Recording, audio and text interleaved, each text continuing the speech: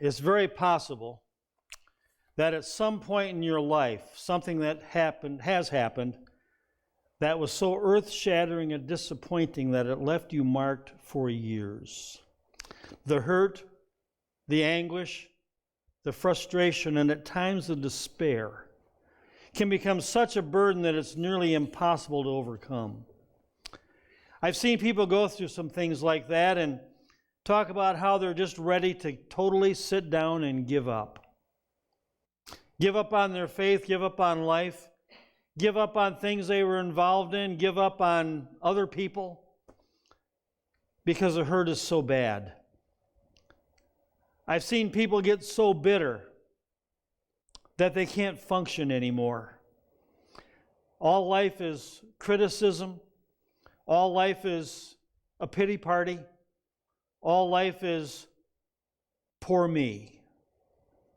I've seen people hurt so bad that they can no longer trust anyone else.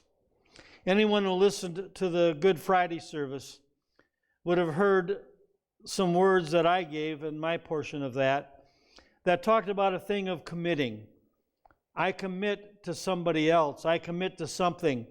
That means that there's trust involved there. It means that they're committing back to me as well. And if that hurt and that trust is broken, then it rises up to bitterness. It rises up to disaster in our life. I'm here to tell you today that I feel this is God's message for the day.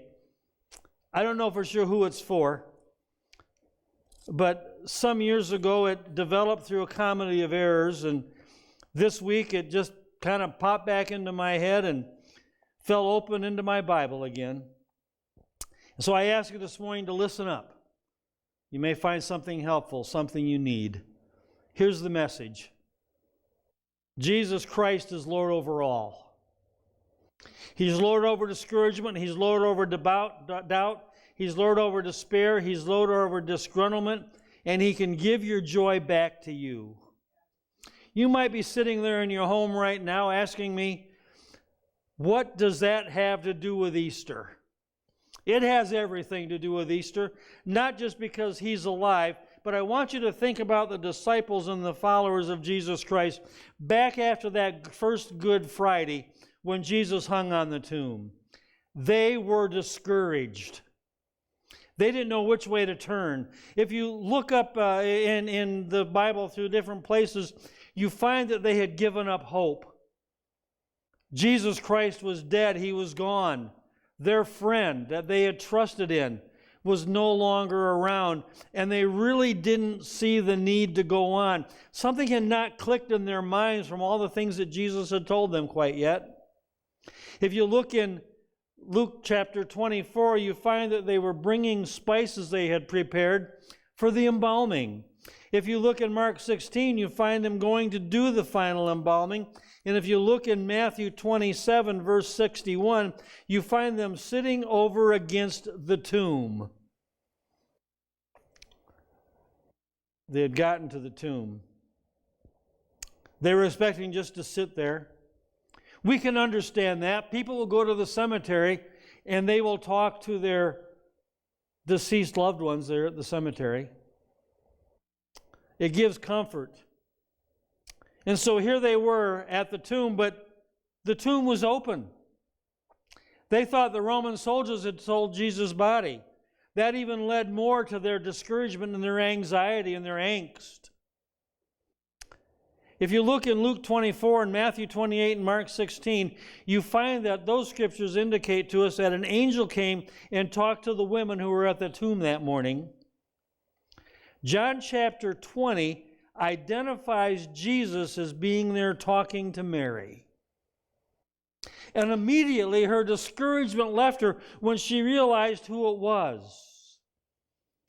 She was no longer in despair. She was no longer full of anxiety because she realized something clicked in her mind all of a sudden, that the things that Jesus had told them about were true and that He was alive. I can just think about her thought processes going on. Is this true? Is this really Him? Is it mirage? Is my mind playing a trick on me? No. It was Jesus talking to Mary, and he identified himself in such a way that she realized that's who it was. She ran to tell the other disciples. She was excited. I tell you this morning that Jesus overcomes our discouragement with his presence. When we're discouraged, he comes alongside of us and reminds us who he is and the part he has in our life, and reminds us that he's alive and starts talking to us and overcomes our discouragement with his presence. He's also Lord over doubt. Several places in the Gospels it tells us that even though Jesus was talking to the people, they doubted. Matthew 28:17 says, but some doubted. Luke 24:11 says, they did not believe him. Thomas, the doubting Thomas, said, unless I see and touch and hear, I will not believe that Jesus is alive. You see, Thomas was doubting so bad, so upset, and so discouraged that he didn't even go to join the rest of the disciples. He went and hid somewhere off by himself. That sounds like a human thing to do. We do that when we're discouraged. We go off all by ourselves and hide. And when other people start talking about blessings they're having, we can't hardly believe it. To the doubters, Jesus made himself known in such a way that they had no choice but to believe. Thomas had the chance to see and to touch and to hear. Others Jesus walked along with until they believed. I've heard stories of people that were in trouble physically. Doctors said the end was coming. People prayed and Jesus came on the scene and the person was healed. And even the doctors were amazed. I watched a movie the other night I had never watched before. God is Not Dead. It's a movie from a few years ago. It's the story of a college student having to defend his belief in God in the college classroom to a professor who claimed to be an atheist. If anyone who's seen that movie is aware of the fact that at the end, even the professor accepts Jesus as his Savior. You see, when we start believing that God is alive and we start not doubting and start sharing that, other people begin to be amazed and believe that he is the God, that he's alive. He overcomes our doubts to help us overcome other people's doubts. Jesus is Lord over despair. John chapter 10, verse 20 is talking about the disciples in different places, and other places in the Bible talk about this fact that after the crucifixion, the disciples went away to their own homes. Discouragement? Why keep going on? Why keep hanging together as a group? Our glue, our leader is gone. And so they dispersed. They went back to fishing. They went back to whatever they had done in the fact. There was just no sense in continuing on. You see, the disciples had gotten their eyes off of their purpose. The purpose was to declare that God was alive, that there was going to be power in the blood, that there was going to be a new way of living, that Jesus Christ had come to point people back to God. Their focus was wrong. Their focus was on one thing: walking and talking with Jesus Christ in their own lives and the things that they had seen. Their friend was gone. And so here they are in their despair, scattered around. And I'm watching Jesus and the Gospels go around to them one by one and two by two and gathering them back in. It was at the tomb. It was on the road to Emmaus. It was in the upper room. It was a number of different places where Jesus had to go and gather the flock back in. And I'm thinking to myself, what a waste of time. Yes, that's what Jesus does. He comes after us when we're in despair. He comes after us when we're discouraged. He comes after us when we're doubting and gathers us back in. I know some people right now that are in despair. You may be one of them. To you, the Apostle Paul said over in Ephesians chapter 6, Be strong in the Lord and in the power of his might. Put on the armor of God and stand strong. The fact of the matter is, we're in a battle every day, but we will win because he is alive. He is Lord over disgruntlement. Have you ever been disgruntled? The disciples were hiding together, fearful and afraid.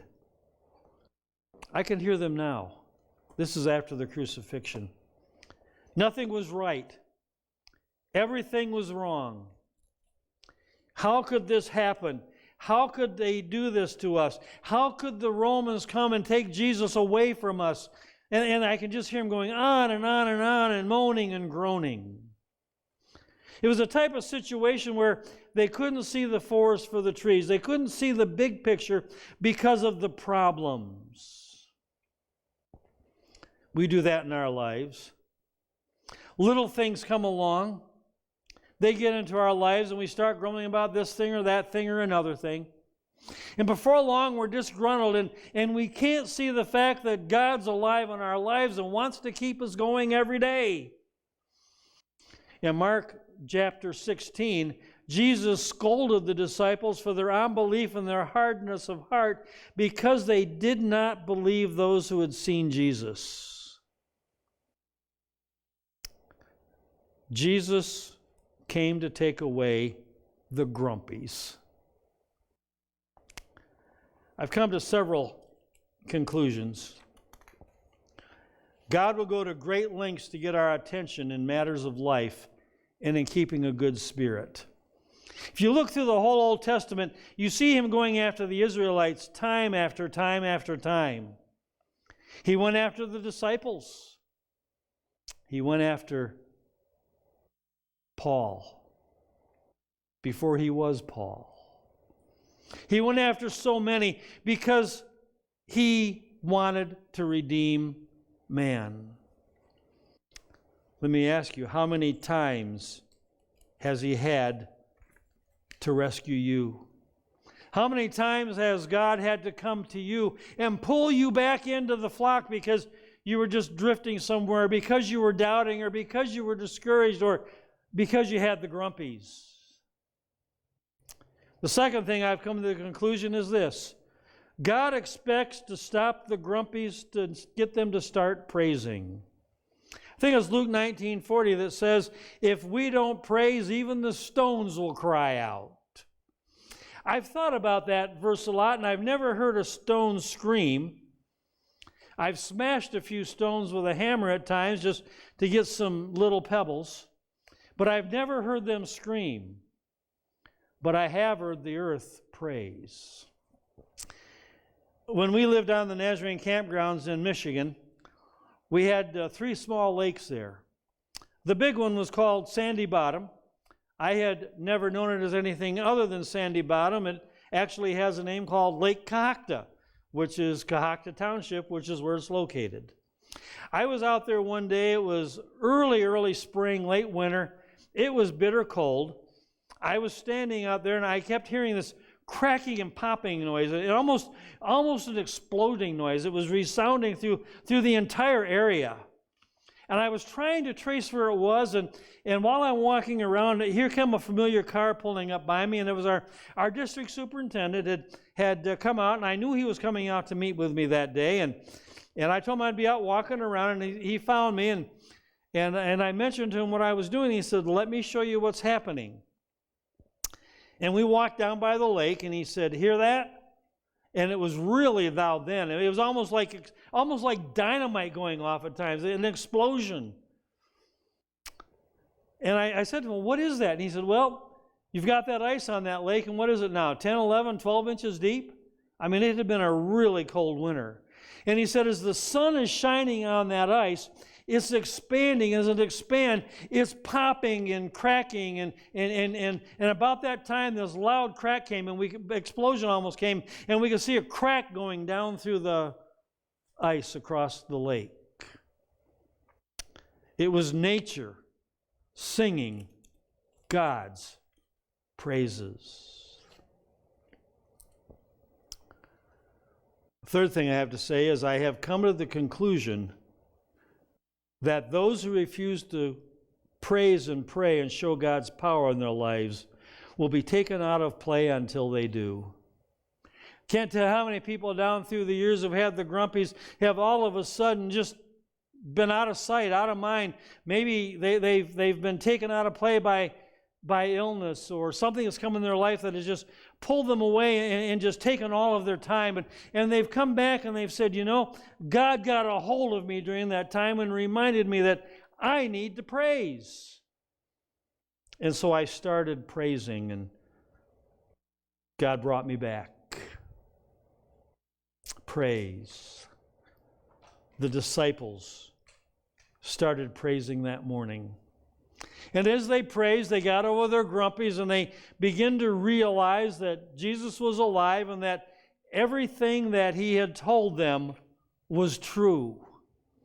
And through that, they had joy that came into their life again that was unbelievable. Matthew 17:18, Jesus said, "All power is given to me in heaven and on earth. Go and do." That says to me that not only is he alive in this world, he's alive in my life. I can't explain it to you other than to say I know he lives, because he lives in my heart. And until he lives in your heart, you can't understand the whole concept. If you're out there this morning and you need Jesus Christ in your life, it's just a simple prayer. Lord, forgive me. Come and enter into my life. And then he will come and take up residence, and you can sing along with us. He lives. He lives. He lives within my heart.